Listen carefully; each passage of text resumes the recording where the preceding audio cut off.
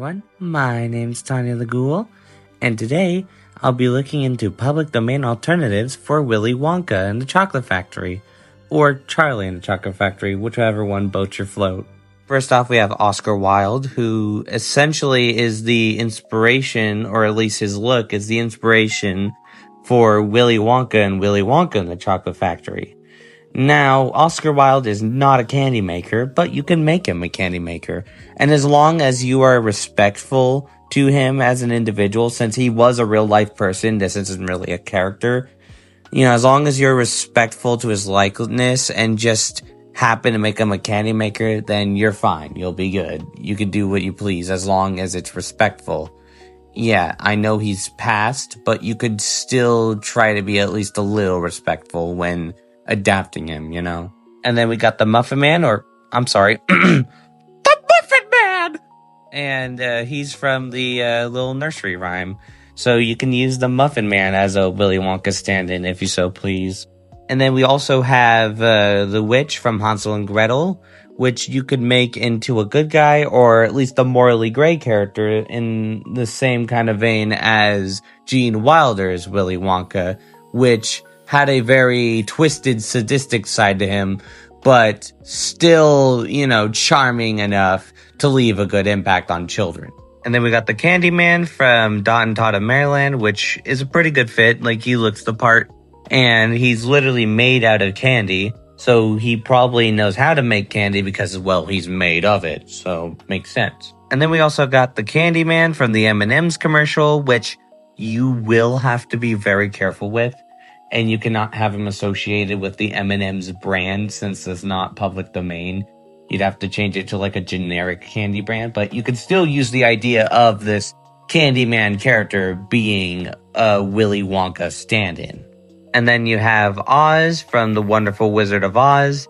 And with this, you can make him a Candyman in this adaptation, He's not a Candyman in the original novel, but you can make him a Candyman and make him make candy for the people of Oz, share his wonder for making candy to the people of Oz. Like you could do something like that. And he has a big old chocolate factory and stuff that he uses his munchkins to help him with, We also have the Easter Bunny, of course. I mean, this guy makes jelly beans and candies and such for Easter. So, you can make him like a Gene Wilder type or maybe a Johnny Depp type. I don't know why you would do that one, but either way, you can make him a Willy Wonka-like stand-in because he kind of fits the part, And then you got St. Nicholas himself, which doesn't need a proper introduction. Like, you already know his business. You already know his stuff, and he already makes candy, so he's pretty much a good fit. For the Oompa Loompas, you can use Santa's elves, of course. I mean, it goes with our Santa category earlier. And then you can use the Munchkins of Munchkin Land. You could also use Snow White's dwarves or dwarves from Norse mythology. Or you could also use the Yule Lads from Norse mythology. You also got the Easter Chicks, which you can anthropomorphize to make more human-like. So then they fit the Oompa Loompa kind of mold better. And then you got gremlins from folklore, which you can make little candy makers instead of plane destroyers. And then you got leprechauns from Irish mythology. Then you got your typical goblin, duende, kobold, whatever you want to call them. Those little guys who cause mischief, you can make them little candy makers. For the children, you can use any of the characters from the Little Folks comics as long as you change up the names just a little bit. But the comics are free to use as well as the characters in them. Meaning you can use the kids from the Little Folks comics if you need any kind of help with children characters for this adaptation. For the parents, you can assign any kind of character from a public domain comic strip from either the 1900s all the way to 1930, or you could also just look up which comic strips are public domain and use an adult character from there that fits the mold of the parents from the original Charlie and the Chocolate Factory, if you so please. And then for the egg-laying goose, you could, use the golden goose from the original Jack and the Beanstalk.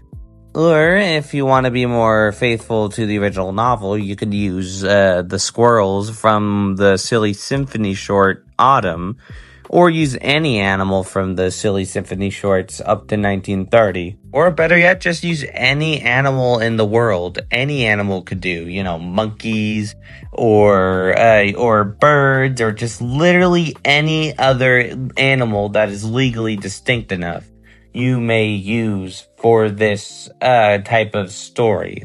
For your candies, you can use generic little chocolates and mints and such like that, gumballs, jawbreakers, taffies, just your generic candies. For candy names, you can use any of these names or literally any other type of generic candy name and apply it on there, or you can make up your own name. And there's also the Cuba Cola here, which could be like the fizzy drinks, since Cuba Cola is public domain. And there we have it, public domain alternatives for Willy Wonka / Charlie and the Chocolate Factory. Did you enjoy the video? Was there something you wanted me to add? Are there any other ideas you want me to add for next time? If so, please go to my Ko-fi page and please donate as much as you can. Any amount of money will help reach our goal to which we need to reach in order to get this channel to be better than ever. So please help me as much as you can. Thank you, and please subscribe and like the video if you liked it. I'm Tanya the Ghoul, and I'll see you all next time. Now I'm able to pay my cable.